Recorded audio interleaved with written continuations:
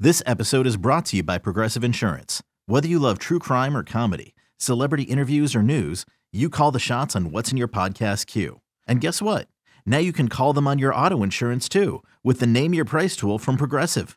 It works just the way it sounds. You tell Progressive how much you want to pay for car insurance, and they'll show you coverage options that fit your budget. Get your quote today at Progressive.com to join the over 28 million drivers who trust Progressive. Progressive Casualty Insurance Company and Affiliates. Price and coverage match limited by state law.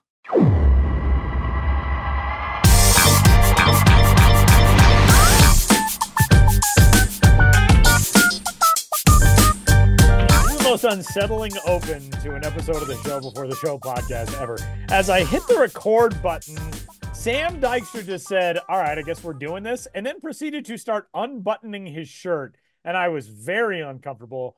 But then he revealed I almost said the goods underneath. That's not what I meant. He revealed a shirt that he was wearing under that shirt featuring the image of his other employer, one Mickey Mouse. Sam, I'm so happy that you're finally admitting to these things, that you are, in fact, a Times Square Mickey Mouse. Yeah, that's what us Times Square Mickey Mouses do. Or Mickey Mice, I guess. Mickey Mice, excuse me. I'm still new to the job, 4 years on to this. I don't have all the nomenclature down. Yeah, we're just constantly wearing Mickey stuff. So yeah. I was trying to think of how I wanted to do the reveal of this. I think something that was bordering on an HR violation was probably as good as it was going to get. I thought about, I got this as an Easter gift from my mother, who listened to the podcast again and got concerned that I had been working as a Mickey in Times Square. So I thought about sending you guys this on Easter morning to be like, oh, isn't this funny? And I'm like, no, can't do that. Thought about wearing it to Times Square this morning and sending you guys a picture. And I'm like, well, then we don't get the reaction on air. So now here we go. It's just me slowly unbuttoning my flannel to show the Mickey underneath. I think when this does turn into an HR thing, the quote, slowly unbuttoning my flannel, is going to go straight into the dossier of the investigation. I'm very glad, though. What are we, 8 years into this, 9 years into this podcast now? We're just now coming up with the weirdest inside jokes. But we'll talk about this next week when Bruce Springsteen joins the show. Tyler Vaughn, Benjamin Hill, Sam Dykstra, and joined by two of that form the quintet of the oldest Milbers in the Milb podcasting world. Josh Jackson, Kelsie, Heneghan join us from the other draft rooms of this opening day for AA and the Class A levels episode of the Show Before the Show podcast. Very convoluted introduction. Sam threw me off. I'm sorry. Oh, hello everyone. How are you? Hey guys, thanks for having us. Hello, Josh. We are at some point going to need both the puppy and the kitten to make appearances in this episode, so hopefully that'll happen at some point. I can see the way you are chomping on your lip in sheer aggravation as to how they normally are during Zoom calls, but this one I'm encouraging it. I was more, I don't know that you can afford their fee. That's fair. All right, that's fair. Is it a food only fee, or is there like currency involved? Because I do have some treats laying around. Yeah, they would take food, I would think. Well, we're kicking things off in this week's episode of the Show Before the Show podcast. We got such a great response to our AAA franchise draft last week that we're diving into all of the other levels, which open play this week across minor league baseball. We're going to be having some fun. We're going to go the AA level, high A, single A, and we will build not one, but 5 franchises. The amount of categories that we have will remain the same, but the amount of teams wildly more across these levels. Sam, would you like to break down the draft again for those who may have missed it last week? It's now a bigger and better and more enhanced and Mickey Mouse inclusive draft. Yes, yeah, it very much is. Yeah, so anybody who missed last week's episode, put it on pause, go back and listen last week. It was a lot of fun. Tyler, Ben, and myself drafted AAA franchises, ideally. So this week we're going to be doing something similar, expanding to AA, high A, and single A. Like you said, Tyler, that expands our pool of teams from 30 to 90. So we're going to be covering 25 different teams. Once a team is drafted, it cannot be drafted again in any category. Those categories, once again, are team identity, main identity, I should say, alternate identity, stadium or ballpark, top prospect, and mascot. So we don't have an order set. We will be setting that momentarily. We will be doing a snake draft. So whoever goes first then has to wait until the end of the second round to go their next pick. There's a lot of strategy involved here. When do you take a team? What category do you take them in, et cetera, et cetera? Are you trying to build a story? Are you just going for the best in every category? We will see how this all plays out. It was a lot of fun last week. It's going to be even more fun this week because we got more teams to cover and 2 new pickers, and which means 2 new strategies. So I have entered our names once again into alphabetical order. So that is Ben, Josh, Kelsie, Sam, and Tyler. Somehow Tyler once again is last. It's weird. Big shocker how that happens on this podcast. Yes. A surprise. And also, now, for the folks at random.org, if you want to throw us some coin for constantly using your website. It's .org, Tyler. Dang Nonprofit. They randomize. We're not even getting that random.com money. Yes. All right, so the names are entered. I will, as is tradition, hit the randomize button.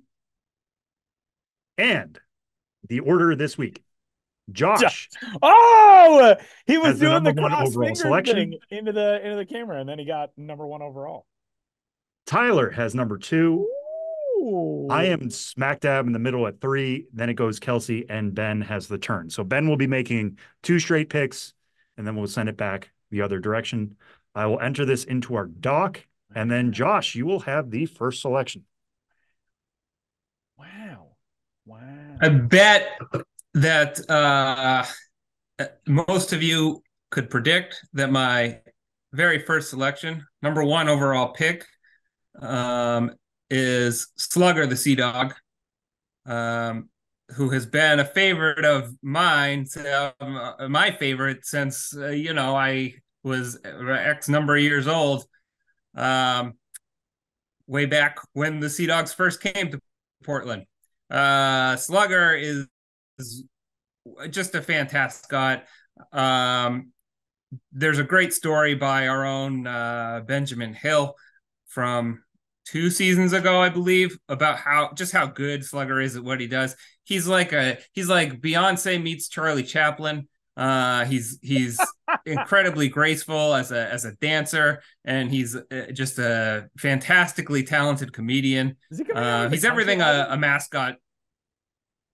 He is coming. He's transitioning into doing more country work, but which is hard because he doesn't vocalize. Right. But he's everything a mascot should be.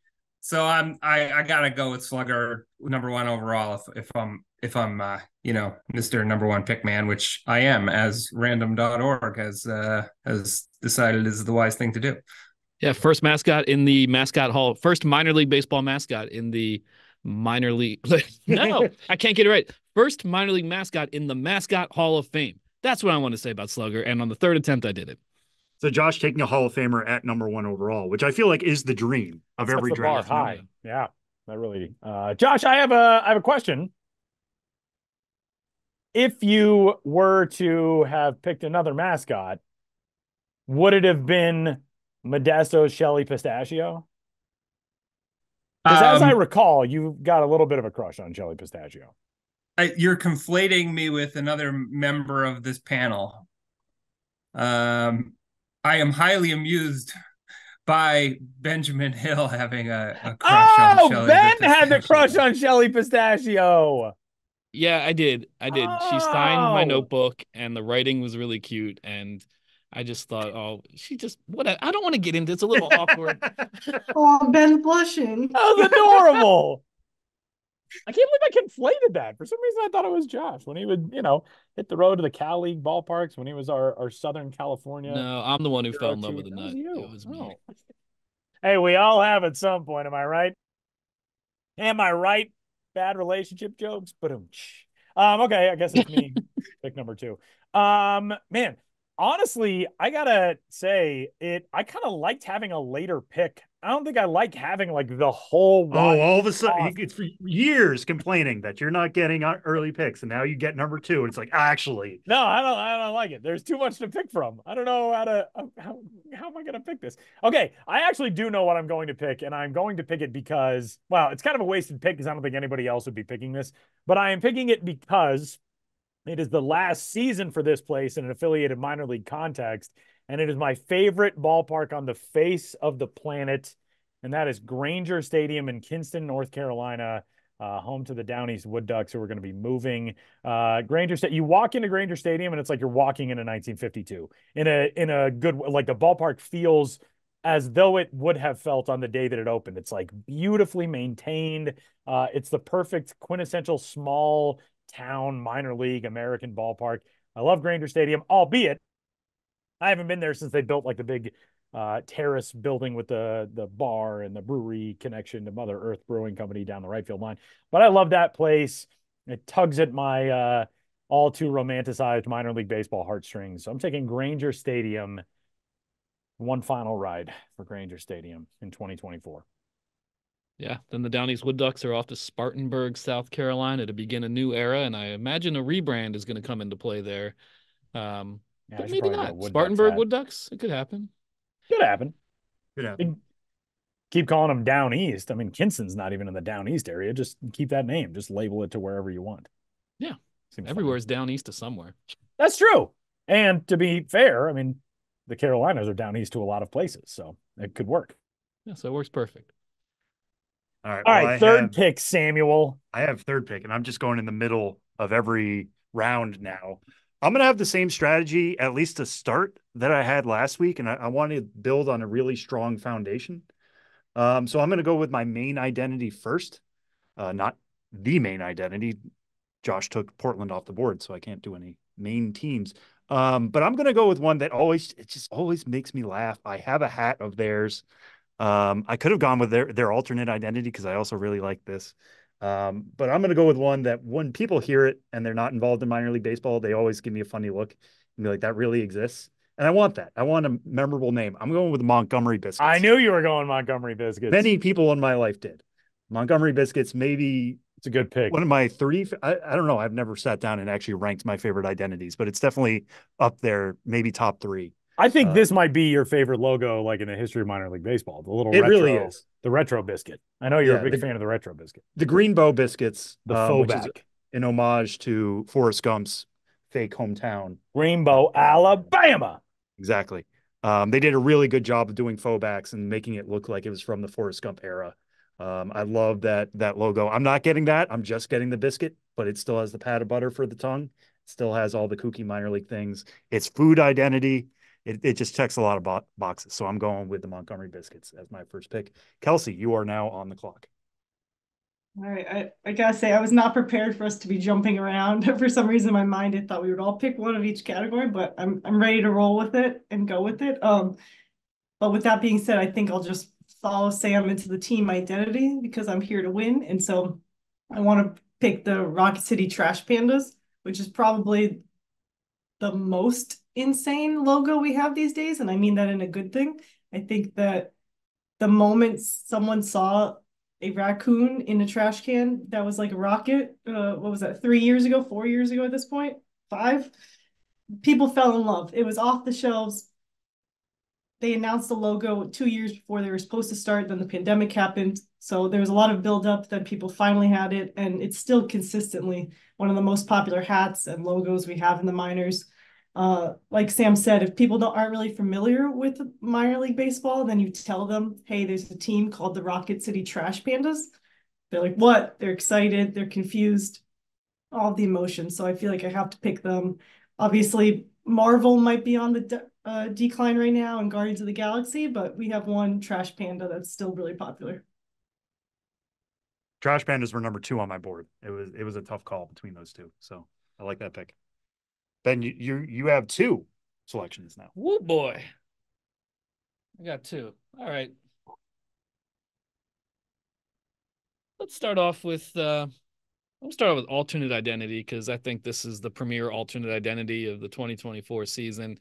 I did not grow up in the Garden State, but close enough to have loved diners and like the culture around diners. Yeah, Sam is upset about this one, but I'm sorry. This is a ruthless game, Sam, and I'm picking alternate identity, the Somerset Patriots, Jersey Diners debuting in 2024.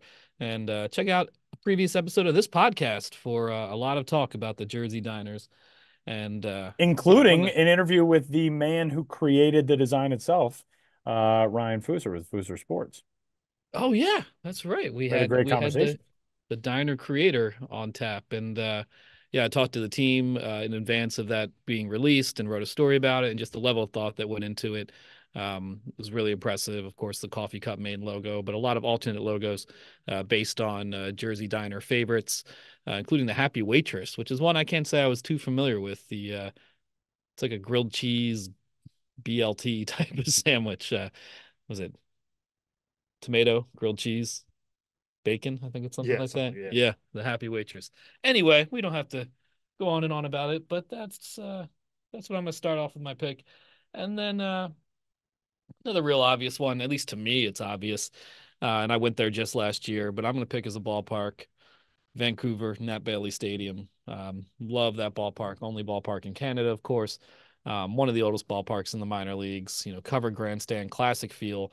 I don't know if it's a Canadian thing, but the fans there are, and sorry, America, but the fans there are better than almost all, United States minor league baseball fans in terms of just involvement in the game from first pitch to last. So it's a great energy. And it's right across the street from, what is that, Queen Elizabeth Park, where you just have such fantastic views of the city of Vancouver and the mountains in the background. So it's a beautiful area all around, and I'm happy to represent another country. It's so hard to represent another country when you write about minor league baseball. So let's dip our toes into Canadian soil. Dip our toes into soil. I'm trying to imagine forcing your feet just into the ground of the north of the border. Yeah. It's better soil up there. All right, Kelsie, you're up next. Yeah, no, that was a good one, Ben. I'm going to go with one that I've always loved. It went away, and now it's back, and I'm so happy. And that's San Antonio's Copa identity, the Flying Chanclas. That started in 2018 when, Copa was first starting. And for those who aren't familiar, in some cultures, a grandmother or an abuelita will throw their sandal at their, grandchild when they're misbehaving or, getting out of line or trying to have a cookie before dinner or something like that. And one, it's an identity that a lot of people I've talked to just gravitate to. It's something that I was not familiar with personally about this type of situation, but it seems like a lot of households, a lot of people grew up with this type of environment with like the flying chancla. So I think that's really cool that it connects to so many people. And then also just visually, it's a beautiful logo. It has the bright pink and blue and yellow, and then some navy backdrop to kind of make it pop even more. So yeah, San Antonio AA club. I'm just really happy that this logo's back and we can continue celebrating it. Kelsie, I feel like you're winning the merchandising category so far. I mean, it helps that I probably read the most comments on social media out of everyone here. Like I know what people like. Maybe that's it. No, that's good. And pairing up the Flying Chanclas with the Rocket City Trash Pandas, either of your hats are gonna go flying off the shelf. So that's a good start. We're soaring. As confirmed earlier, I am absolutely upset that Ben took Jersey Diners away from me. It's not fair, but he knew what he was doing. It's not your birthright, Sam. Yeah. Just because you're the diner guy, you don't just automatically get that. You should have made it your first pick. I should have. No, I should have. I am legitimately upset. I probably could have gotten Montgomery Biscuits with my second pick. I could not have gotten Jersey Diners with my second. That's true. And I enjoy kind of making other people feel bad more than I enjoy making myself feel good, especially Sam, to be honest. I will say, anytime we do these drafts and I pick someone or something right before Sam is going to, and I get that reaction, it lifts my spirits tenfold. Which makes no sense because he's the sweetest person on the planet, but it's just like, I needled Sam today. Well, all right. Well, I'm picking ahead of you. So dang it. I should have waited until after this. Yeah. Oh man, I want to go ballpark here. I want to put the Montgomery Biscuits in a cool and fun place with a cool and interesting background. Last week I went with Charlotte, and their city backdrop.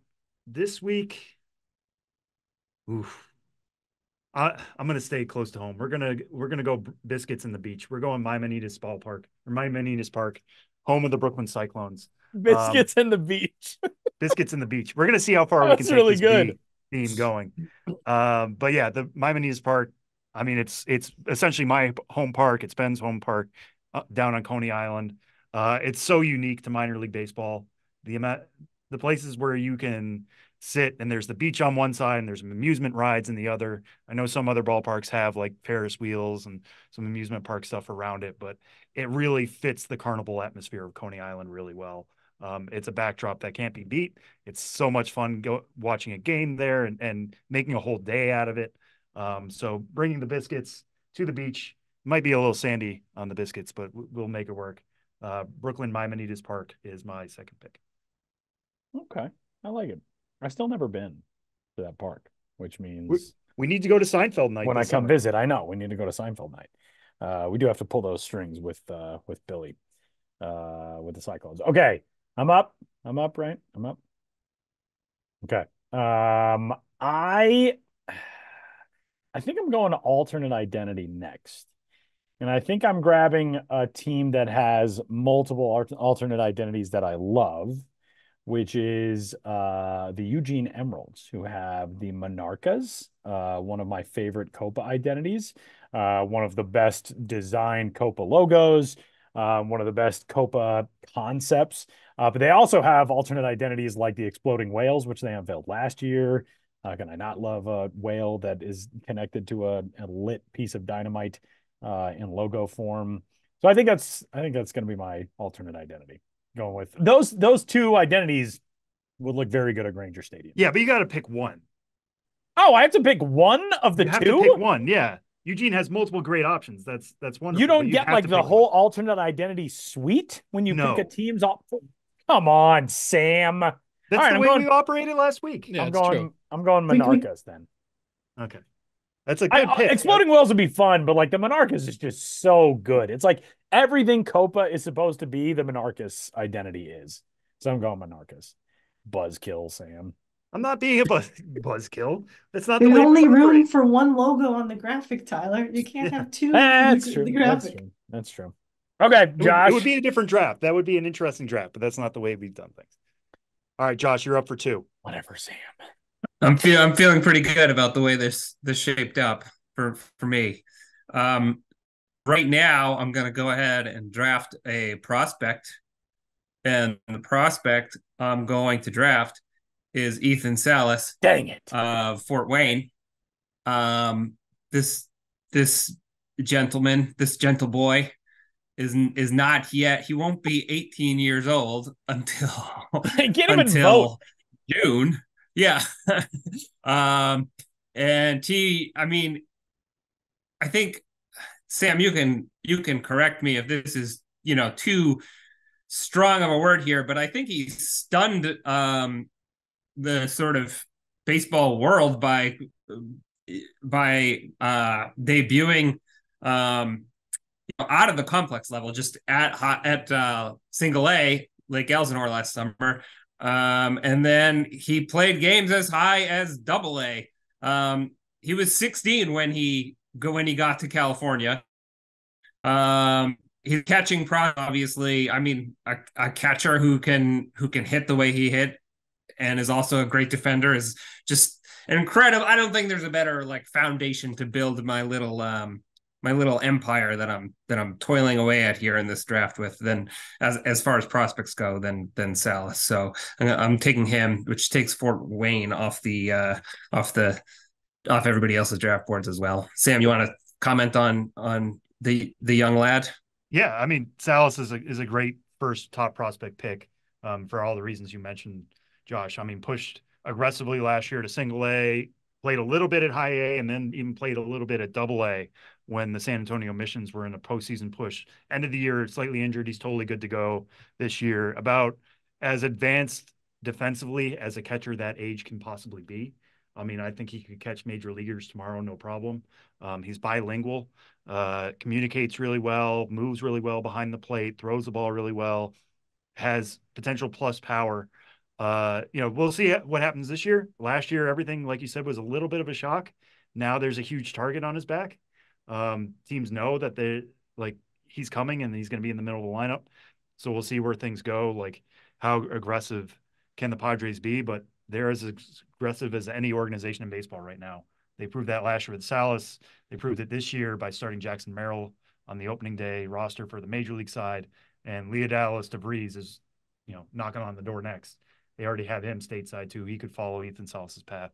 But Salas is a very, very strong first top prospect pick. So good job, Josh. Yeah. Are there any other prospects that you would refer to as gentle boys? Or is it just Salas? I have a top 30 gentle boy rankings actually, but that's for another podcast. Yeah, and that's an alternate identity I want to see. The gentle boys. I'm gonna stick in the Midwest League for my next pick. I am taking Modern Woodman as my Modern Woodman Park from Quad Cities as my ballpark. Ferris wheel, Mississippi River. What else do you need? That's a good one.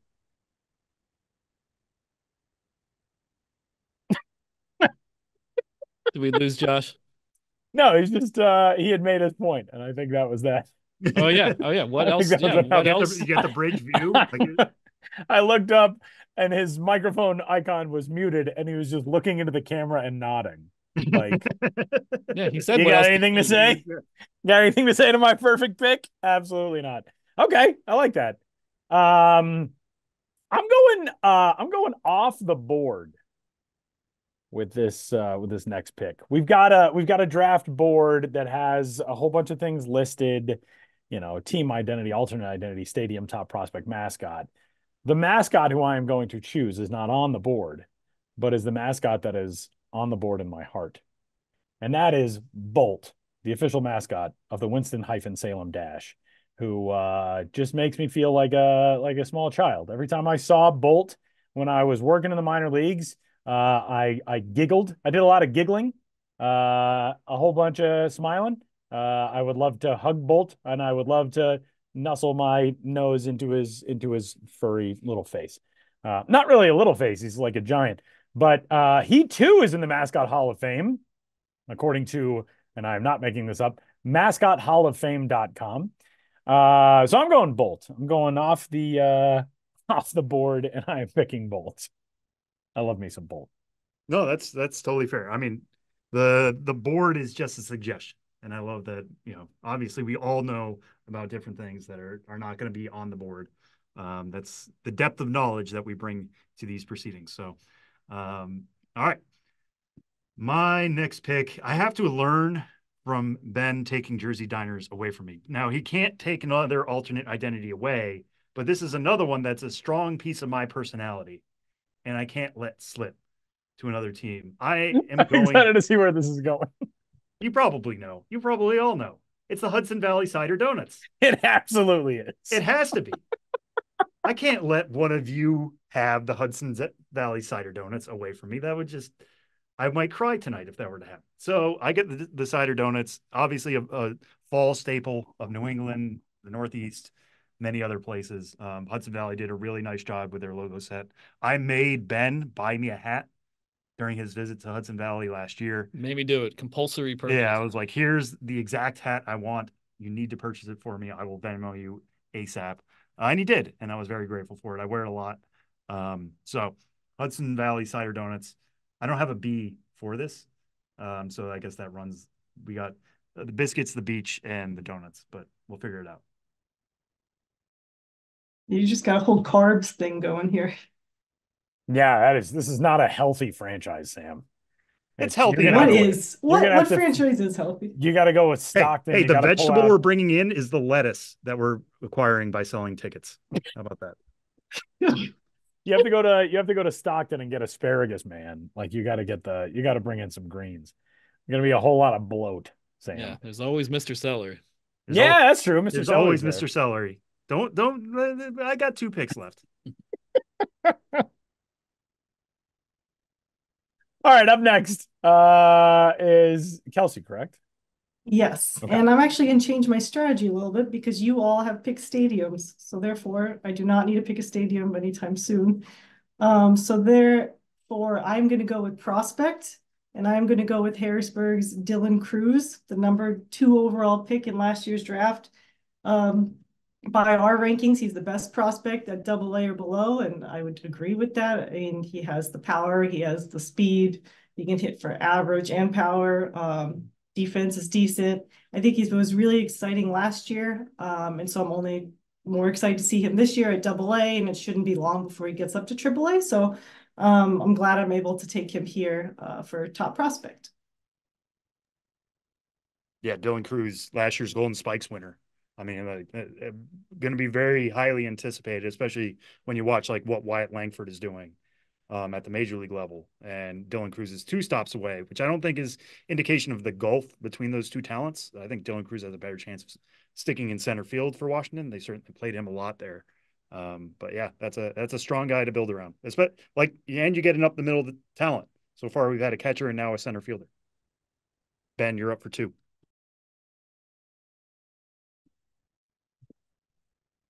How about for a prospect, I go with gentleman Max Clark. You know, he made an abbreviated appearance last summer. Top 23 pick Clark will introduce himself more fully this spring. He played 11 games in the Florida State League I'm just trying to read a Sam Dykstra. Yeah, you're just reading my story. What do you... It's not a bad idea. It's the most quality prospect analysis we could. Yeah, I just want to say that. I believe that he's worked on his swing to free up his bat path, and that will allow his power to play even better in Single A upon his return. Why was there a question mark in the middle of that sentence to free up his bat path? Yeah, I don't understand prospect writing. It's like all this lingo and jargon. I had to stop. Like bat path. Yeah, the path in the which tongue twister. Unlike yard goats and Rocket City, and it's more straightforward language. Yeah, all that stuff is second nature to me. I almost picked Max Clark. That was a split second to me, so that's a good one. Also, Ben, you should know that he is more famous than any other prospect. Probably, he has a lot of social media followers, so I'm sure there's a path for you and him to get along besides his bat path. Oh, nice! We can collab. You can collab. Exactly. Okay. The hundreds of thousands of followers that a Ben's Biz and Max Clark collab would get is... Yeah, now why does he have hundreds of thousands? Does he have a famous squeeze or something like that? It's all him. It has nothing to do with the... it's not exactly Livy Dunn and Paul Skeens. It's not... Oh, yeah, he's not being rizzed up like Baby Gronk. Am I right, folks? Am I right? Remember 2023? Am I right? Sure. As the youngest person here, no. I just want to throw out, this is actually following the real draft. I mean, Dylan Cruz was number 2 overall last July, and Max Clark was number 3. So Wyatt Langford at number 4 is not available for this draft. But anyways, this is fun facts. All right, so Ben, you have your top prospect off the board, you have your ballpark off the board, and you have your alternate identity off the board. So you just have main identity and mascot left. All right, I'm going to move over to mascot because this is the newest mascot in all of minor league baseball. I'm going to go with Julius of the Rome Emperors. You know, the Rome Emperors, they were previously the Braves, changed their name to the Emperors this past offseason. That is a reference, of course, to Orange Julius, Rome, Georgia. The mall drink establishment. Yeah, and there's that. Yeah, I mean, they're the Emperors. So he's Julius, like Julius Caesar, and also like Orange Julius, too, if we want to make that reference as well. It's a double entendre. Yeah, a double entendre, because an emperor penguin mascot playing in Rome, Georgia is definitely paying homage to a, I think now defunct chain of... Yeah, are there Orange Juliuses around anymore? Orange Julius. I go there 3 times a day. That's what Josh subsists on. Yeah, those are pretty good. But Julius, he's an emperor penguin, as we would expect the Rome Emperor's mascot to be. We have not really seen him in action yet, but I want to get on the Julius train right there at the first stop and, ride along with him as his mascot career develops and see where it goes from there. Evidently, Orange Julius is still around, by the way, according to orangejulius.com. Today, I told you. If anybody's looking at my my browser history of mascothallofame.com and orangejulius.com today, they're going to be very confused. Anyway. Yeah. Although I don't think Bolt is actually in the Mascot Hall of Fame, to go back to a is he just listed as like he's a mascot? So the mascot I think the Hall of Fame just has a roster of mascots, but he's not inducted into the Hall of Fame. Well, thus commences my quest to get Bolt into the Mascot Hall of Fame. Yeah, I mean, you're not necessarily wrong. You're just a bit ahead of your time with that one. Okay, I like that. So yeah, that's another 2 great picks by me, and then we can move on to going back to Kelsie. Yeah. All right. I will also stick in the mascot category. I will pick someone who slides into our DMs often, though he is apparently in a monogamous relationship. I will pick Sheldon of Daytona, and I don't know if I can pick them as a team or if this is another alternate identity situation, but he also has his partner Shelly. They're a great mascot duo. But either way, Sheldon of Daytona, the Reds single A team in the Florida State League. He's a lot of fun. I feel like he's always posting videos of him doing things. I think he's, maybe the next Slugger in many aspects of the shenanigans he puts on. So going with Sheldon. Sheldon with 2 L's, right? Correct. Yes, because it's a shell. Yeah. Turtles. Turtles. I get it. I like turtles. Are we sure he's not like the turtle, or like the head of a turtle mafia of some sort? Yeah, he's just set up offshore corporations, and that's why it's Sheldon with 2 L's. No, he's the head of the Turtle Club, and he's in a different direction, Tyler. I was doing the Sheldon, and you were doing I was doing Shell. I'm currently watching The Sopranos, so you can't really blame me. You should probably focus on doing this podcast. not at the moment. Why are you watching The Sopranos right At the moment, I'm watching videos of Bolt on the internet. I'm doing my taxes.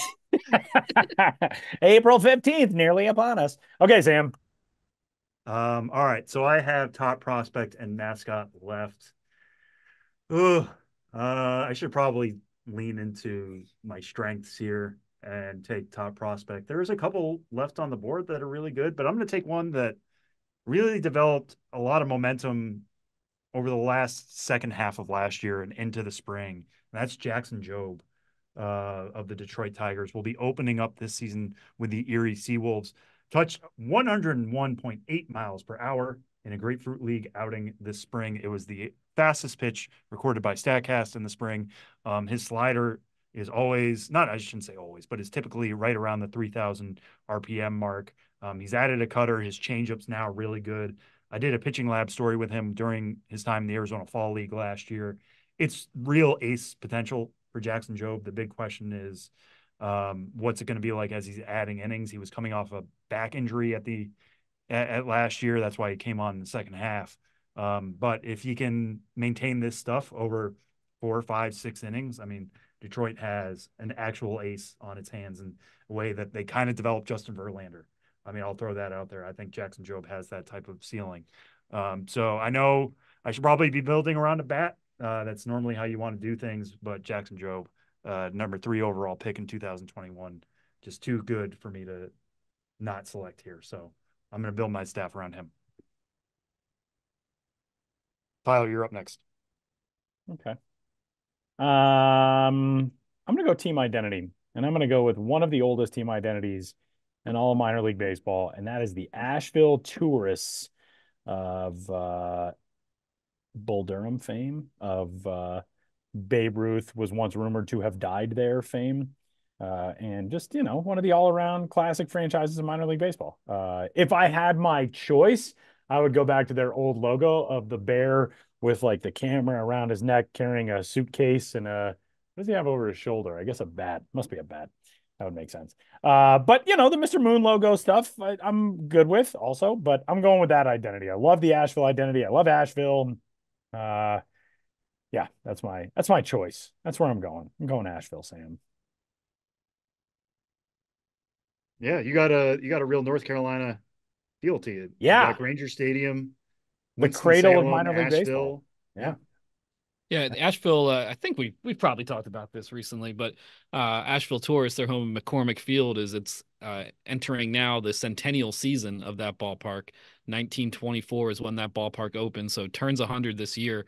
The Tourist name is actually older than McCormick Field itself, but in that inaugural 1924 season, the team was called the Skylanders. In typical, especially early 20th century minor league fashion, the team was named the Taurus, and it wasn't, and it was, and it wasn't. So when McCormick Field opened, it was the Skylanders, but of course the Taurus name came back eventually. The roots of that name are essentially because at the time that the Asheville Taurus got it, most of the teams had players who were from the area playing for them. So the Asheville team started to have players that weren't from Asheville. So the local scribes, the local wags started calling the team themselves the Taurus. Like, these guys aren't even from this area. They're a bunch of tourists playing in Asheville.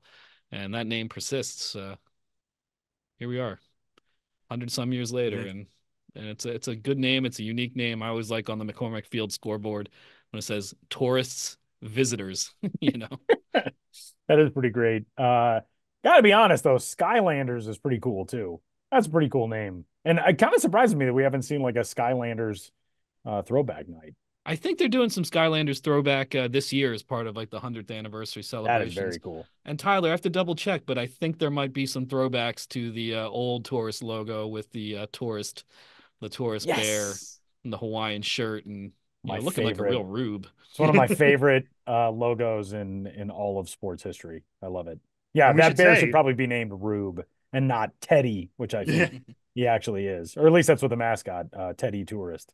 And we should say, like, for people who are interested in the Asheville Tourists and what it's like to go there and work there, go back to our interview with Ryan McGee. Yes. Of ESPN. Yeah. Who wrote a whole story about a whole book about working for the Asheville Tourists and what that experience was like and how it's basically framed his fandom ever since. That was Welcome to the Circus of Baseball is the title of that book. Yeah. It is sitting in my pile of next up books, which is within viewing range of me right now. I'm very excited to finally dive into that. That was a really fun conversation we had with Ryan last year. Yeah, great guy, fun read. You can learn all about McCormick Field through that and in so many ways. Go visit. Yeah. There's nothing like firsthand experience. Yeah. It's under Tyler's control now.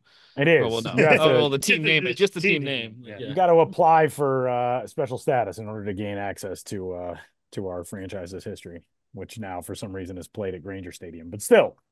All right, Josh, you got your final two picks.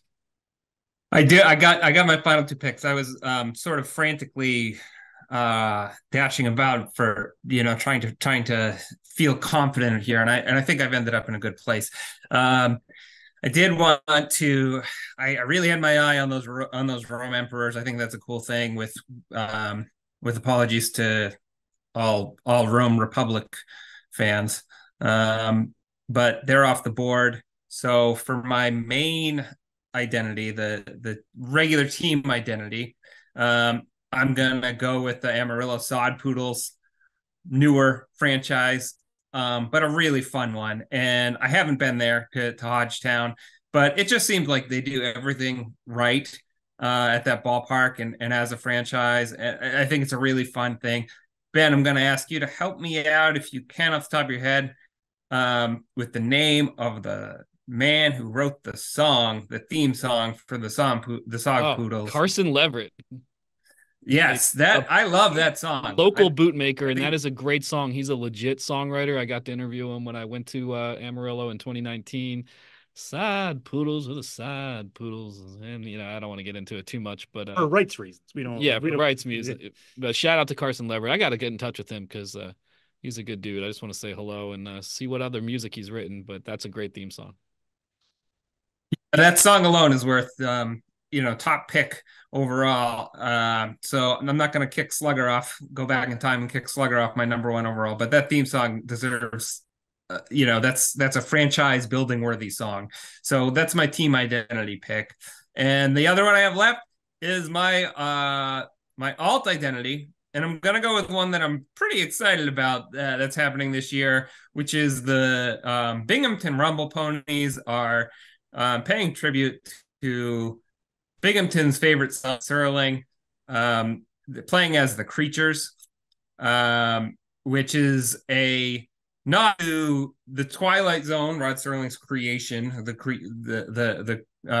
creatures being, I think, a direct reference to the gremlin-like creature in Nightmare at 20,000 Feet.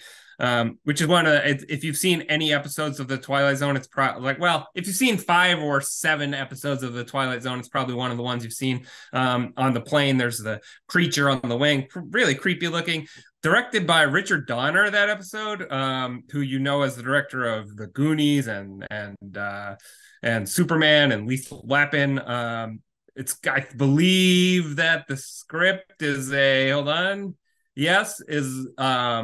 or it's based on a short story, and so it's like that episode is like a bunch of great things coming together to create this. Just the word iconic is really overused today, but really iconic piece of American television at a time when television was really coming into its own in American culture. And it stars a very, very young William Shatner. That's yes. How could I leave out that? It's a great episode. It's a great confluence of all these wonderful elements, and I think baseball itself is a great confluence of all these elements of American history, and nowhere more so than minor league baseball, and with events like this. So that's my closing pick, but certainly not my least proud pick. I like it. I also am kind of surprised, based on the push notification that I just got, that Sam did not just go screaming and running out of the booth, because evidently Jackson Chourio has hit his first career big league dinger. Sam. Oh, I felt it in my heart, I don't need a push notification on that. I just felt it in here. The singularity that you share with Jackson Chourio. Yeah. Okay, last one for me. I have to go. I'm going top prospect. I'm going off the board, off of our little short list board, and I am picking a friend of the show, at least in that we've talked about him a lot. I don't think we've ever actually had him on the show. But you got to start building things up the middle. And Harry Ford, the Seattle Mariners catching prospect, a member of the AA Arkansas Travelers. I'm going with Harry Ford. Harry Ford leads the way for the Asheville Tourists, playing at Granger Stadium with Bolt as the mascot. And what was my other one? I don't know. Something. Oh, and the Monarchas. Sorry, Eugene. Sorry. Yeah, Harry Ford. Harry Ford's the guy. All right. Yeah, I like that strategy. We've had 2 catchers now selected, which is interesting. But yeah, international experience makes sense for you, Tyler. Harry Ford playing tons for Great Britain last year. Maybe he'll get a little bit more of a breather. I talked to him about that. Like, how do you get over jet lag? You seem to have a lot of experience with this. And he has an exact plan down. So I thought that was funny. All right. So my final pick, I have main identity, I have ballpark, I have alternate identity, I have top prospect. So the only thing left is mascot. I think I've gone kind of East Coast heavy here between Montgomery, Brooklyn, Hudson Valley, and Erie. So I'm going to go west for this one. And this is a mascot I like a lot. I see him pop up every once in a while, but this is also a team I just want represented as part of this, because I could have taken them in a couple different spots. I'm going to go with Hornsby of the Tulsa Drillers. Doesn't really fit a biscuit. Doesn't really fit, Brooklyn necessarily. He is a bull or a steer with horns. A bull, yeah. Bull, yeah. But he does fit the bees, I guess. If we're going for beaches, the biscuits, and now we have a bull mascot. So Hornsby. Hornsby, there the bull mascot. So Hornsby, welcome to the club. Nice. That's a good one. I'm going to stick in the Texas League for my last pick for my ballpark, and I want to relax. I want to cool down. So I'm going to Frisco, to Writers Field, because they have a lazy river, and they're not the only team with pool, but that will never not be cool that they just have a lazy river that you can just float around and watch a game and catch a home run. That's one of the funnest things, is when we can cut a highlight of a guy who homers and has actually a splash down into the lazy river. So that's pretty cool. And even just the flip side of the stadium, it has kind of a beachy structural vibe to it that I always forget about, because most of our shots are of center field. But then when you see that back part, it is also a really cool structure, and I think it's pretty unique.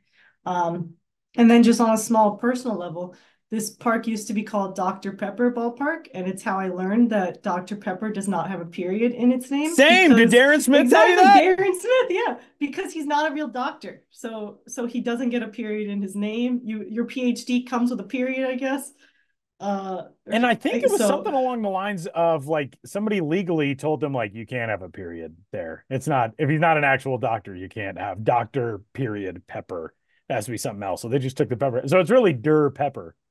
I think we need to look into this, but I think it was just a visual thing where they said this logo looks better without a period after the DR. I don't think it's some like covering their bases legally, like, oh no, now they're gonna think Dr. Pepper's a real doctor. It's prescribed by an actual physician. RC Cola does have a PhD in philosophy.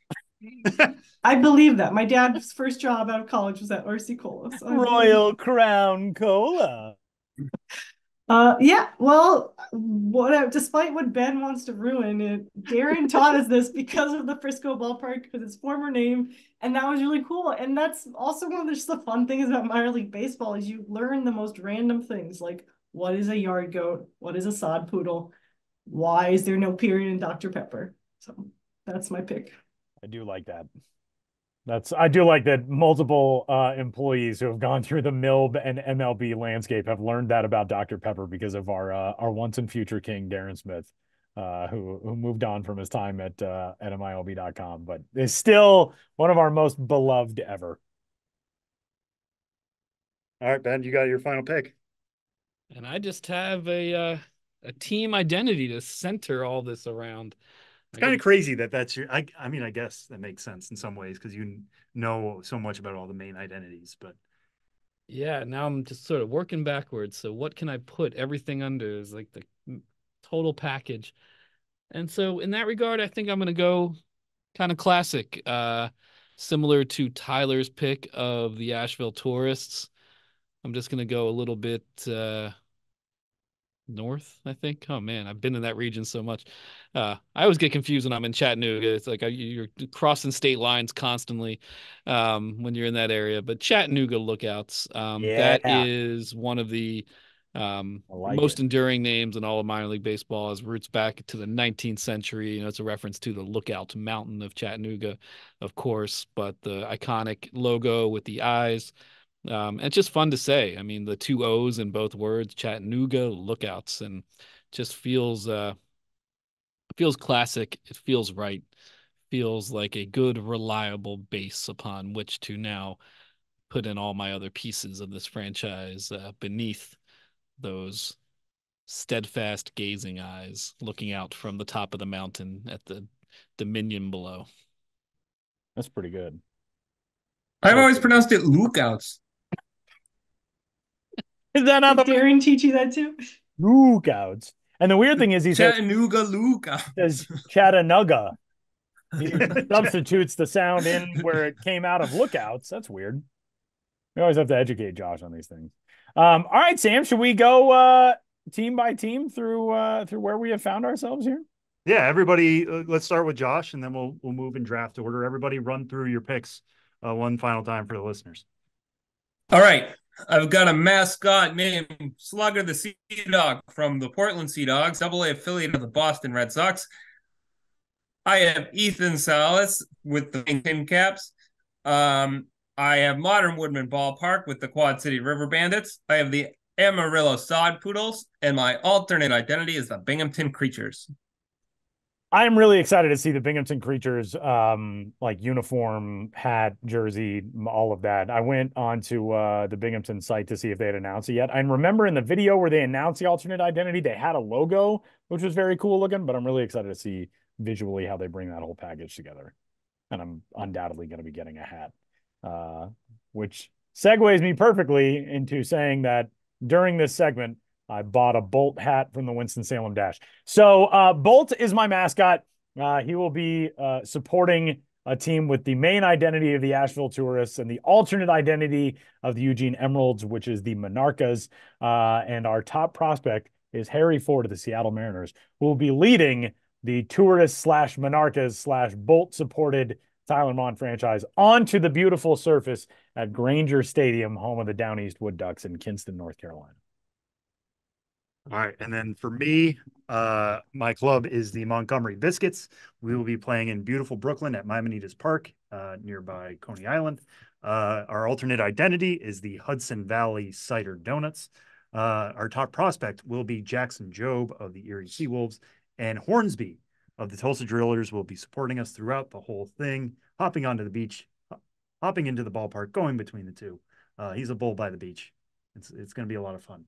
Kelsie, what is your roster? All right. I got the Rock City Trash Pandas, whose alternate identity is San Antonio's Flying Chanclas. My top prospect is Dylan Cruz of Harrisburg. We got Sheldon of Daytona as our mascot. And we'll be playing at Frisco's Riders Park and hanging out in the lazy river. And finally, it's me, Ben Hill. My team is the Chattanooga Lookouts, setting up shop at Vancouver's Nat Bailey Stadium, playing on occasion with the alternate identity of Jersey Diners, with Max Clark, whose bat path is improving, of the Lakeland Flying Tigers, really solidifying that roster, not a lobster, a roster. And his lobster's also improving. His lobster is also been marinating it for a long time. Yeah, but no lobsters for my mascot. I've got Julius. He's not orange. He is a penguin, and he is the new mascot of the Rome Emperors. So pretty eclectic bunch, but I guess everyone is eclectic when it comes to an exercise like this. I like these groups. This is a fun little exercise. All credit due to Sam Dykstra, by the way, for coming up with the parameters of this draft. Last week the AAA was fun. This is a fun little exercise to dive into all of these things we love in minor league baseball. I mean, we could keep going through this, right? Is that there were 90 teams to choose from. There are some teams that are left off the board, like the Hartford Yard Goats did not go selected. Right. Yeah, I was thinking about that. Like all the teams to not have been selected, that was kind of a surprising one. Yeah, that's just one example. I'm sure there are many other teams yelling into their podcast device right now. Yeah. And maybe we revisit this. Maybe halfway through the season we do this again, because it's a lot of fun and every team has something that should be picked. Halfway through the season, Sam's going to be 440 pounds with biscuits and cider donuts and my dog appearance. Hi, Addie Bear. Josh Jackson's now 4-5-month-old puppy. She's almost 7 months, I think. 7 months. Holy cow. She seems to be snoozing peacefully in her crate, which, based on everything I know from Josh, that's all she does. She just snoozes. She's a perfect angel who has never done anything wrong, and I refuse to entertain the idea of anything otherwise. Oh, there she goes. She's on the move. She's on the move. Look at her being all cute with her little. I would like a team identity based around our various pets. I think all of those things would be great. Maybe that'll be an episode down the road as well. Yeah, maybe we'll build our own team, making dream stadiums and dream mascots and dream top prospects. I got to be honest. I have a one-eyed dog. If the Erie Seawolves need any sort of appearance, just please let us know, because the pirate patch would not affect her at all. She's been dealing with the whole one eye thing for like 10 years now almost. Although if you put that patch on the wrong eye, unlike that's true. That would be a real complication. I mean, like, wait a minute. That's not what this is supposed to be at all. Well, this was a blast as always. Josh Jackson, Kelsie Heneghan, we will say goodbye to you for now. But soon we'll be doing more wacky stuff anyway. And congrats on your new franchises. Good luck getting all these front offices together and everything molded. Thank you. I will always have memories of Ben reading Sam's scouting reports. And we should do more dramatic readings of that. And I'll always have nightmares of Sam slowly unbuttoning his flannel shirt. That actually is a really good idea. If we could just like hire various minor league celebrities to do dramatic readings of Sam's scouting reports on prospects. And also Ben's description of new identities. Yeah. Oh, I like this idea. Or if Ben had written a love letter to Shelly Pistachio, potentially. Some things deserve to stay private, you know? It's just like... Look, I'm an open book. So yeah, but it was a long time ago. Some nuts should go uncracked. That's Oh, boo, boo! That was terrible. All right, we're gonna say goodbye to Kelsie and Josh. A similarly named and maybe similarly sounding Josh Jackson will be stopping by with Ghosts of the Miners in a little while. Oh no, he will not be this week. Never mind, that's a lie. By later on, I meant next week. Because that is last you'll see of that gentleman. See you guys. See ya. Bye.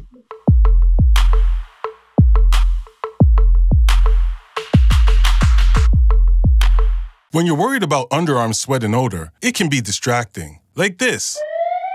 Or this. Or even this. It's time to silence those distractions with a spray of powerful Dove Men Plus Care Antiperspirant. Featuring our 72-hour protection and soothing 1/4 moisturizing cream. Because when you forget about your underarms, you can focus on being unforgettable. Dove Men. Forgettable underarms, unforgettable you. The value menu at McDonald's got me thinking, if I go to bed early, I can get McDonald's breakfast earlier. 'Cause it's kind of like morning comes a lot faster. Buy one of your favorite breakfast items like the sausage McMuffin or hash browns and get another for just $1 every day on the value menu, only at McDonald's. Ba-da-ba-ba-ba. At participating McDonald's, valid for item of equal or lesser value. Well, moving along on this week's episode of the show before the show, just a little peeling back the curtain behind the scenes kind of thing.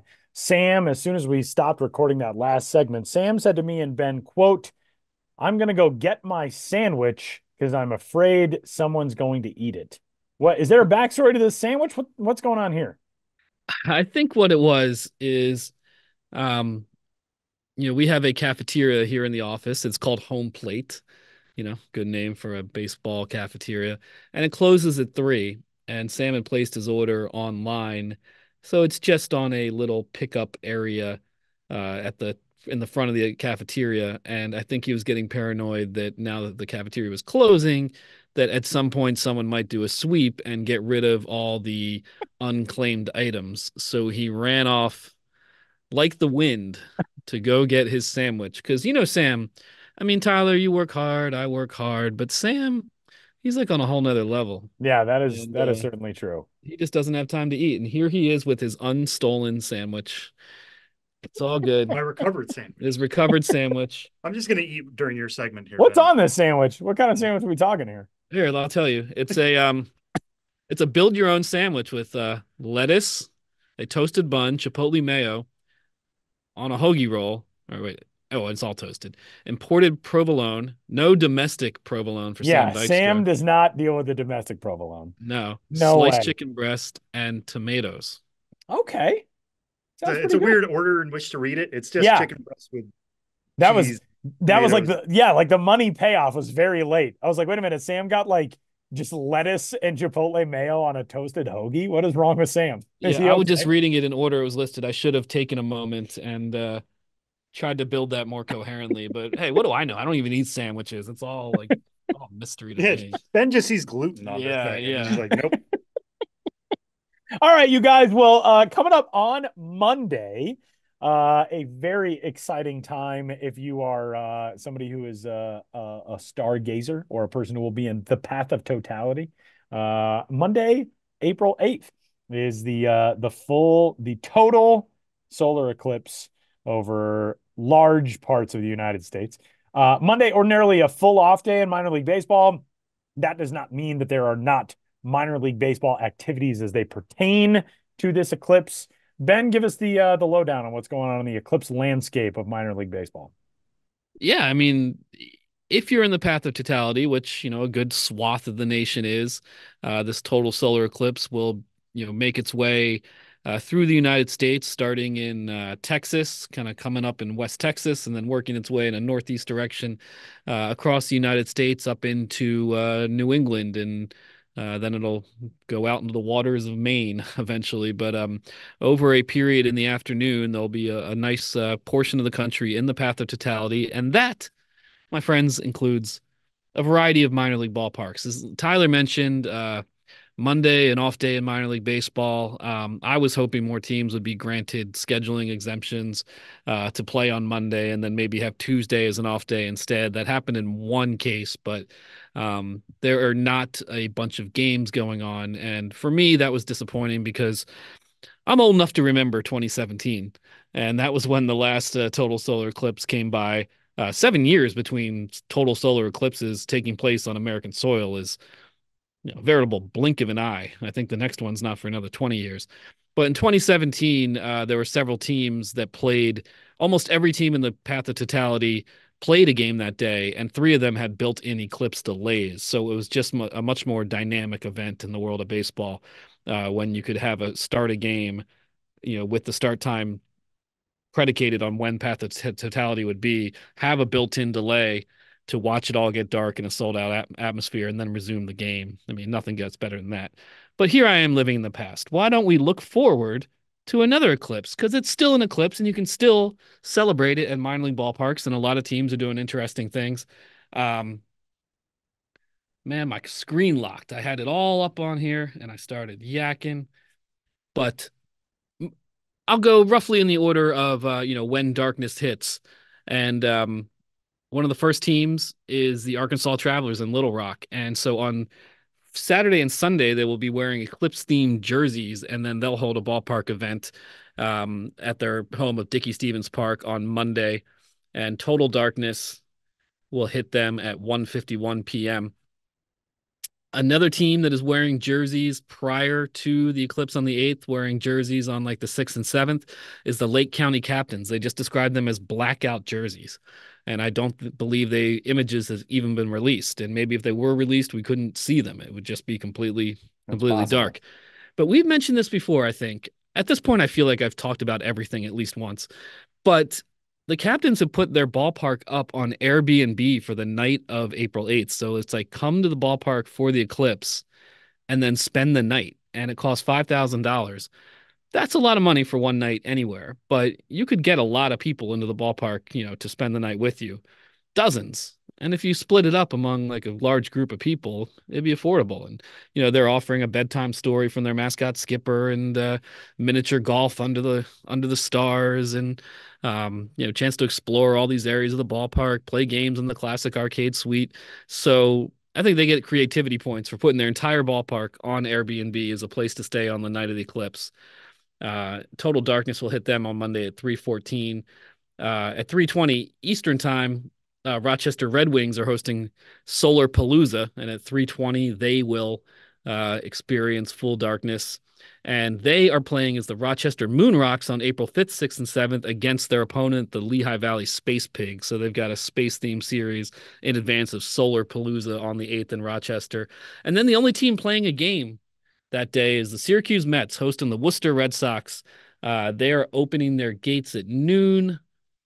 Total darkness hitting at 3:23 and then playing a game at 5:05 that afternoon. So you could really make a day of it at NBT Bank Stadium in Syracuse, getting there early, experiencing the eclipse, and then settling in at 5 o'clock for a full game. There's also a ballpark events taking place at in Buffalo at Salem Field. It's an official NASA-hosted event. The Erie Seawolves are hosting a block party with live music and a live NASA feed on the video board. And Frisco Rough Riders are also holding an event on Monday featuring live music and a team meet and greet because their home opener is the next day. So good way to meet the players, see an eclipse, and then get ready for opening day the next day. So yeah, that's pretty cool. That's a good way to tie things in. Yeah, so there's a good slate of things happening around the minor leagues. At least, 8 different events hosted by teams in the path of totality. And keep an eye out on Monday. I'm sure a lot of those teams will, release great videos and photos of, their event and full darkness hitting the ballpark with thousands of people on hand to witness it. It's a really cool event.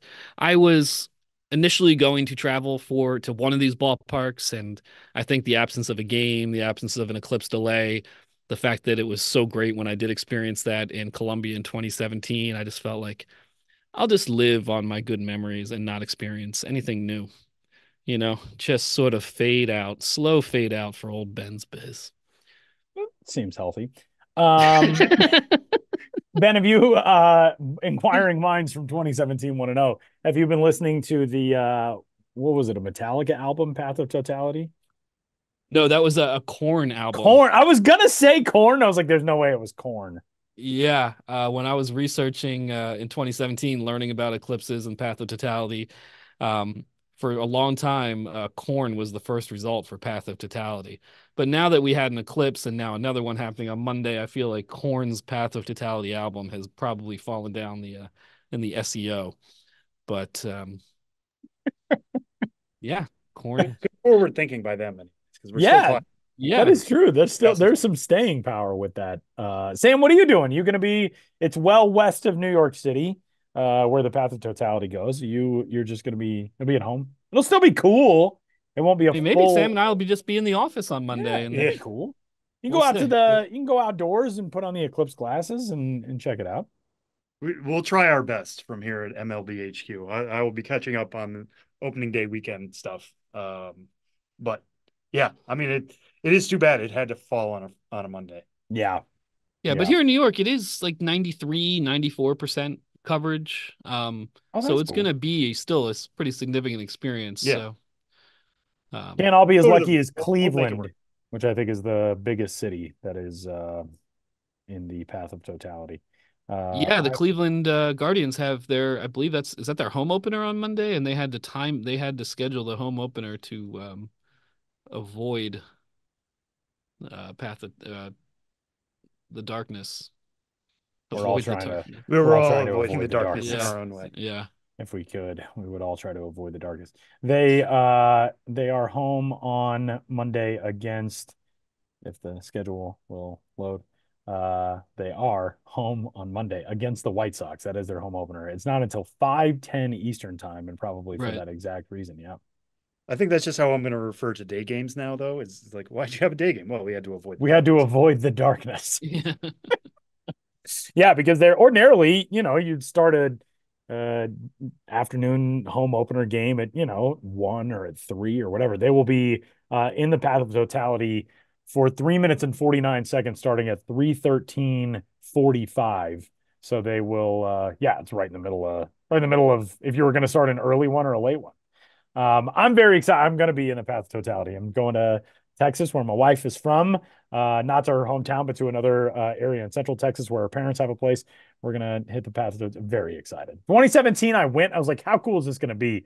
I went to Central Nebraska where my uncle lives and thought like, yeah, I'm sure it'll be interesting. It's like the coolest thing I've ever experienced. Yeah, I enjoyed it a lot at the ballpark in Columbia in 2017 and was kind of surprised by what an impression it made on me. So if you're in the Path of Totality or near it, put on those glasses on Monday and enjoy I don't want to say once in a lifetime, but a rare in a lifetime experience. Our good pal Josh Jackson will also be in the Path of Totality. He, like years ago, rented a cabin somewhere in Maine. Maine will be the last state that it goes through before, as Ben noted. It'll clear out over, what is that, Nova Scotia, right up there?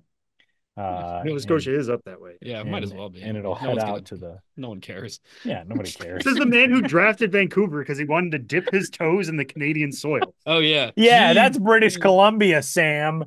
Nova Scotia is a whole different thing. Yeah. The Canadian West Coast bias on this show is just Sam got me on that one. I just express different things at different times to fit whatever I'm saying at that time with no regard for consistency and the hope that no one notices. Also, I was wrong because it's New Brunswick. I'm sorry, Canada. I'm sorry. Nova Scotia is it's off to the, I mean, it will go over Nova Scotia. Yeah. But it hits New Brunswick first. Whoops. Sorry, Canada. Okay. Well, all of that stuff you can of course subscribe to the Ben's Biz Beat newsletter at MILB.com. Ben's got some more promo stuff coming up as well. We're into it, man. This week, everything kicks off. We're into it again. Yeah. Next week, I think it'll be time to talk about my 2024 road trips. So, get ready, get excited, and I hope to see you. I mean, you, Tyler, but you who are listening on the road this season if it works out. I'm creating my own path of totality, so find me and get in the darkness. We're leaving it there. Thanks, Ben. Thanks, guys.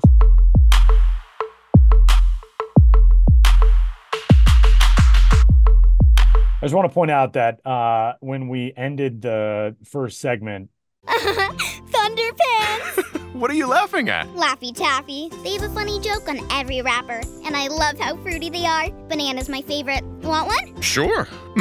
So smooth and creamy. I like to eat them after school and after dinner and whenever you need a good LOL? Yeah, so here's the joke. What do clouds wear under their shorts?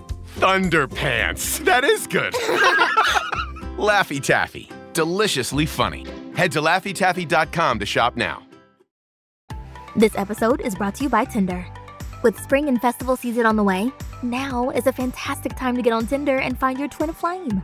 You know, someone you can match festival outfits with, a boo with similar music tastes, or maybe someone who can introduce you to something new.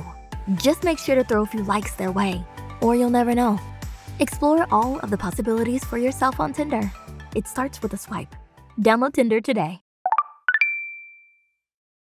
As we were saying goodbye, like we had not even said a full-fledged goodbye. Josh Jackson already gone, just off the screen, hung up immediately, wanted nothing more to do with us. But then he sent me a message on Slack and said, quote, "Wait, was I supposed to leave or were you just done recording?"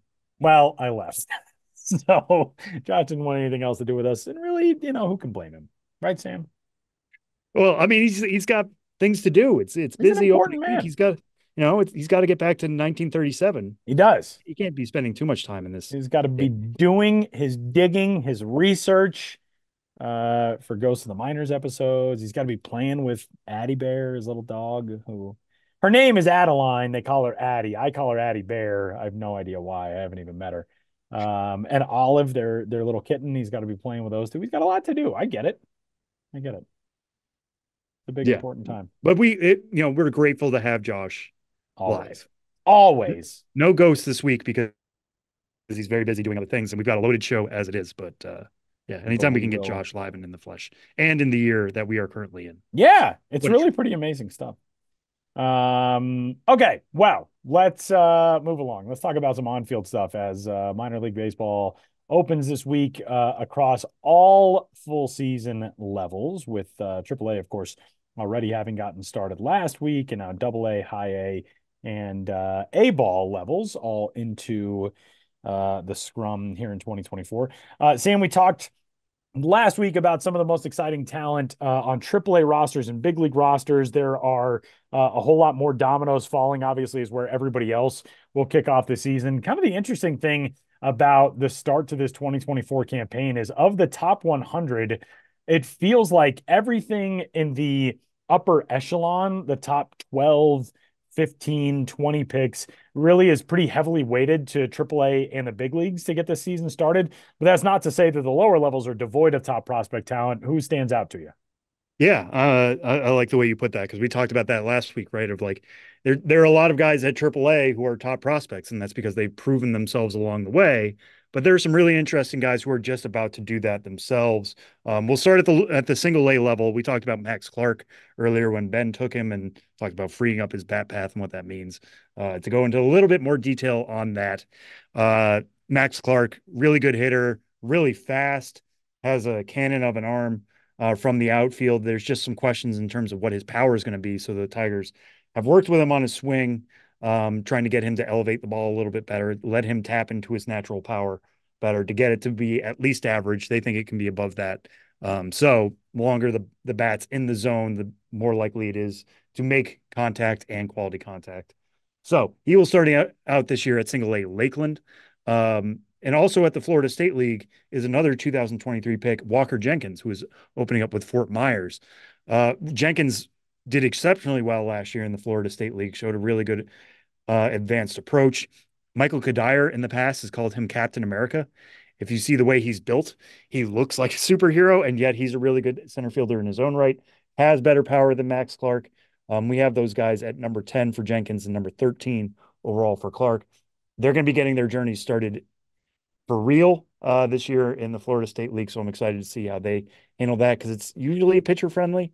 But both of those guys should hit the ground running, and they have multiple tools to make that work. Ethan Salas, we talked about him before, opening up at High A Fort Wayne.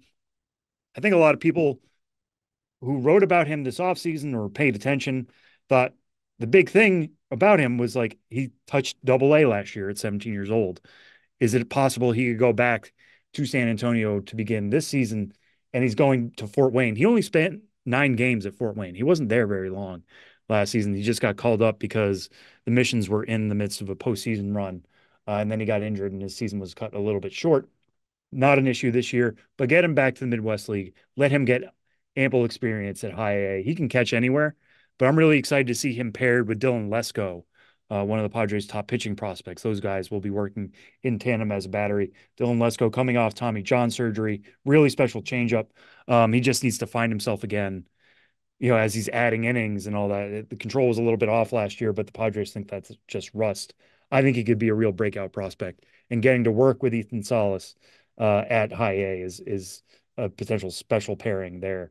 The rest, looking at some of our other guys in the top 20, Marcelo Meyer, number 15, is going to AA Portland. He'll be forming a big 3 there with Roman Anthony and Kyle Teal. Roman Anthony, a breakout prospect last year for the Red Sox, has a really good approach, has at least plus power. What I like about this group is they all play different positions, so they're not bumping up against each other. Meyer's a shortstop coming off shoulder injuries. He's supposed to be healthy going into this year. I think he gets back to himself at Portland. And then Kyle Teal was a catcher last season, the Red Sox first round pick, climbed very quickly, reached Portland at the end of the year. They paired the 3 of those guys together a bunch in the offseason, and they've described themselves as best friends already because I think they realize they're the future of Fenway Park. And the quicker they get together, the quicker they can form a core and play off each other well, push each other really well.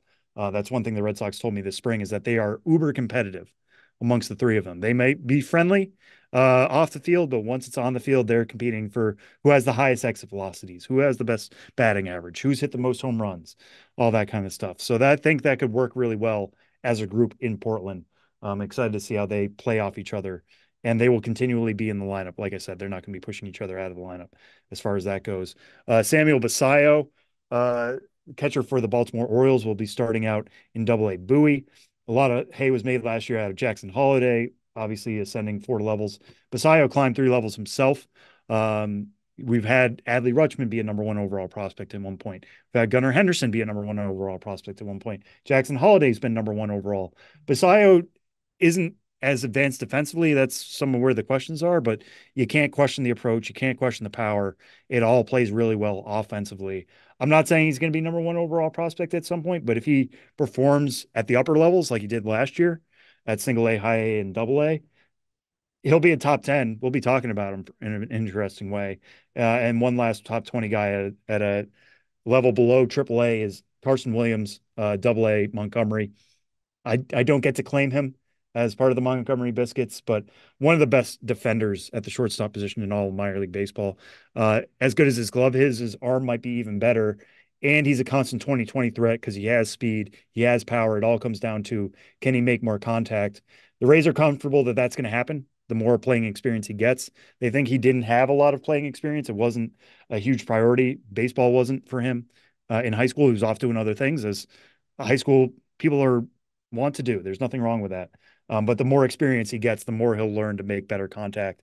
If he can get that strikeout rate down to 25% with his potential to hit 25, 30 homers and steal 30 plus bags with that defense, that's really, really valuable player at a time where, as good as Junior Caminero is, he had to move from shortstop to third base. Shortstop's a bit more of a question right now for the Rays, and they have a potential future everyday guy at that spot in Carson Williams. So he's starting out in the upper minors, maybe knocking on the door by the second half. By the way, Sam and I compete on things like exit velocity and home runs and all that, but we have 0 for all of it. Not publicly accessible. We are not sharing that on Baseball Savant. that data is not going. You cannot hack that and find it. Absolutely not. Did I tell you I'm playing old man baseball? I've heard this. Yes, I am starting. Not this current week because I'll be out of town, but the following week I'm playing for a team called the Yetis, which I'm very excited about. Yeah, man, it's gonna be It's gonna be fun. All right, you need to send me video, and I'll write up your scouting report. Yeah, please do. That would be terrific. Okay, awesome. I need your home to first times. I need your exit velocity. If you have a sundial that I can borrow for the home to first, that's fine. I mean, that nice. I'll put down 20 for now, but I'm waiting for confirmation. We actually did we've had a couple of practices, quote unquote. And the other day we were doing a base running thing, and they were like, just you can go over and be one of the base runners. And I was like, I'm not gonna steal. Don't even try to get me in as the guy who you can practice throw downs to second base. I'll be 49 feet away by the time the catcher pops to make the throw. There's no point in this.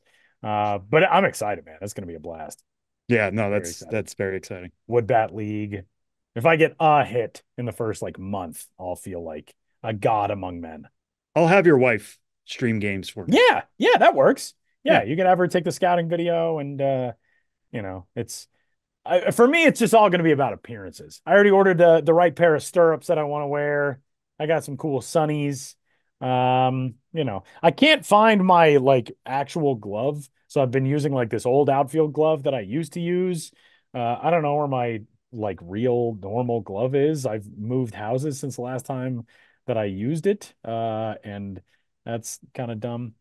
I don't know where I could have possibly put it. But anyway, it'll probably be a disaster that reminds me that I'm 38 and not athletic. There's nothing humbling more than getting back on the diamond and realizing that is how hard all of this is to do. And the funny thing is when you attempt to take up sports later on in life, and I know we have some younger listeners, enjoy it right now. It's a blast when you're doing it all the time. You're in school or you're playing with friends, doing whatever. When you take time off and then you try to get back into things, the most concerning discrepancy is your brain telling you to do this right now. And your body just being that don't work that way anymore. That's a great feeling. Let me tell you what a great feeling it is. So I'll let you know if and when I get my first hit. We'll have weekly reports. Yeah, we can do that. We can have Ben read your scouting right up on me dramatically. Love it. It'll be a blast. There we go. I like it. All right, we'll step aside for a timeout. When we return, we are going to hear from a wide landscape of major league and minor league writers, the folks that you know and love from MLB Pipeline and from MILB.com and elsewhere, as to what excites them for this 2024 season. That's after the break on this week's episode of The Show Before the Show.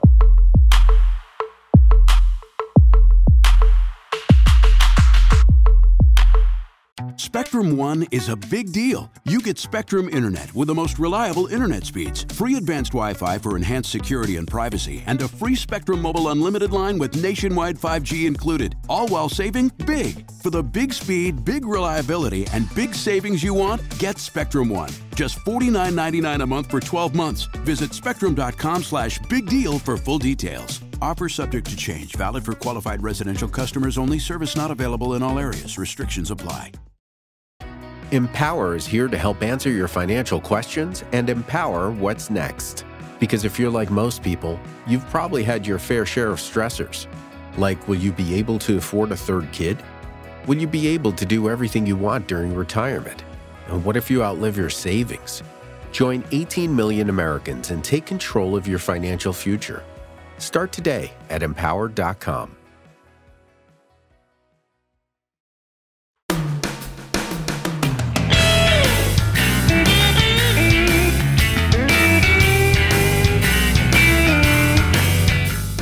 Hi, I'm Ben Hill, minor league baseball senior writer and lord of all that I survey.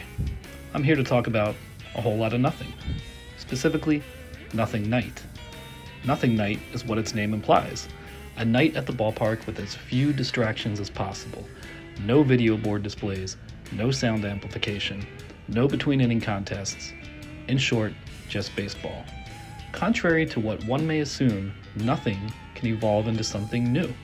The Lake Elsinore Storm, progenitors of this promotional concept, have expanded its parameters and renamed it Sensory-Friendly Night, and that's taking place on July 14th. Other variations of the Nothing Night approach will be undertaken by the Louisville Bats, Lynchburg Hillcats, Inland Empire 66ers, and Lehigh Valley Iron Pigs. That is a whole lot of nothing. Hi, this is Jim Callis. I can't wait to see who the breakout prospects of 2024 will be. Who will follow in the footsteps of Elly De La Cruz and Jackson Chourio in recent years and see their prospect stocks shoot through the stratosphere? Could it be Roman Anthony, Jackson Jobe, Chase DeLauder, Noah Schultz, Matt Shaw, Dylan Lesko, Xavier Isaac, Aiden Miller, Drew Jones, Roderick Arias, Cole Emerson, Bryce Eldridge? Those are just some of the possibilities. And the coolest part is there will be some names we never saw coming. Hey everybody, Kelsie Heneghan here. Last summer, the electric 2023 draft class got a taste of the minors. This year, I'm excited to watch these prospects stretch their legs and innings limits. Paul Skeens is already the most exciting pitcher in the minors, while Max Clark and Walker Jenkins are becoming fan favorites. I'm also looking forward to Rhett Lauder and Chase Dolander's much-anticipated pro debuts. And that's just a few minor league rookies to watch this year. Hey all, I'm Brendan Sampson. I'm an editorial producer for MLB Pipeline and MILB.com, and I am extremely excited for minor league baseball to return to Rickwood Field. I've always been fascinated by the Negro Leagues, and any chance I get, I'm brushing up on, Satchel Paige's antics on the mound or the specs on Josh Gibson's legendary 40-ounce, 41-inch bat. So when I heard that baseball was being brought back to Rickwood Field, the home of hundreds of Negro League games, as you can imagine, I was stoked beyond belief. And the weekend, it's not going to just be minor league games. It's also major league games. We have the Montgomery Biscuits and the Birmingham Barons, and then the Cardinals and the Giants. And there's going to be appearances from former Negro Leaguers, and of course, former Birmingham Black Baron Willie Mays will be there. And for me, it's just shaping up to be a once-in-a-lifetime event. This is Josh Jackson, host of Ghosts of the Minors, with a special opening day hello to all of you out there in Radioland. The thing I'm most excited about is to bring you a whole new year of Ghosts of the Minors, while a whole new season of the Minors unfolds for Ghosts of the Minors, hosts of the future. Here's to the year 3000. Hey everybody, it's Tyler. It's pretty cool to be at the start of another minor league baseball season, and to get to continue to do this podcast is such a blast. As some of you know, I haven't been on the writing side for MILB or MLB Pipeline for the last couple of seasons. Well, I guess last season, and then this season makes it a couple of seasons. So what I'm excited about in 2024 is I'm going to get a chance to sort of re-experience the minors as a fan. I've got plans to head to a few ballparks this year. Going to be checking out Albuquerque and Fort Wayne and Nashville potentially. Very excited about all that, and just excited to see it once more through the lens of all the things that made me fall in love with minor league baseball in the first place. There is nothing like it on the sports landscape in America or anywhere else, and it's an amazing way to see communities connect and people fall in love with a sport that I've loved for my entire life. So that's what I'm excited for in 2024. This is Kenny Van Doren from MLB Pipeline and MILB.com, and here's my reason for why I'm excited for the 2024 MILB season. As the reigning kings of the Why Not theme night, the Jacksonville Jumbo Shrimp continue to outdo themselves. Steamboat Willie entered the public domain in 2024, and with it being the talk of January, what better mashup could a team do than with King Kong and Van Gogh's Starry Night for a jersey? The three have nothing to do with each other, but that's the fun of minor league baseball. Hey everybody, it's Sam Dykstra. I know you guys listen to me a lot on the show, but I wanted to just join in the symphony of reasons to be excited for opening day and the 2024 season. Each of the MLB Pipeline's top 7 overall prospects have ETAs of 2024, and 3 made opening day rosters in the majors, including your favorite and mine, number 2, Jackson Chourio. With Jackson Holliday also expected to be in Baltimore before long, we'll likely need a new person at the top spot this summer. Could it be catching phenom Ethan Salas, who we've talked about, 5-tool star Walker Jenkins, who's also come up on this episode, a breakout star heretofore unforeseen? Or will Holliday stick around, prospect him long enough to keep his throne? It could be a debate that rolls through the entire season, and it's one I can't wait to have.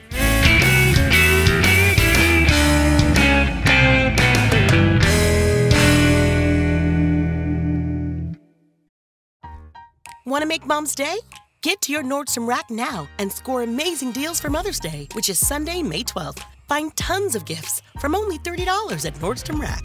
Fragrance, jewelry, luxury bags, activewear, beauty, and more. Save on Kate Spade, New York, Stuart Weitzman, and Ted Baker, London. Great brands, great prices. So shop your Nordstrom Rack store today and treat Mom to the good stuff from just $30.